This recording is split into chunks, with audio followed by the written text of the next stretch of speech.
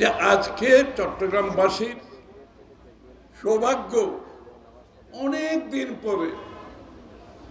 দিন পরে চট্টগ্রামে একজন দক্ষ, সুযোগ্য, শিক্ষিত, সৎ একজন মেয়র আজকে আমাদের নেতৃত্ব দিচ্ছে।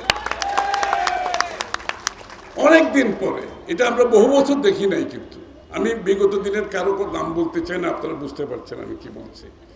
সুতরাং এবং তার চেয়ে বড় কথা হচ্ছে সে একজন রাস্তায় আন্দোলন করে উঠে এসেছে, সংগ্রাম করে উঠে এসেছে এবং খুব খারাপ সময়ে কিন্তু নেতৃত্ব দিয়েছে। হ্যাঁ, সুতরাং এটা আমাদের জন্য একটা সুযোগ, আমরা এই সুযোগটা গ্রহণ করতে হবে। সকলে তাকে সহযোগিতা করবেন, তার উদ্যোগের সাথে কাজ করবেন, তাহলে আমরা চট্টগ্রামকে সত্যিকার অর্থে বদলাতে পারব।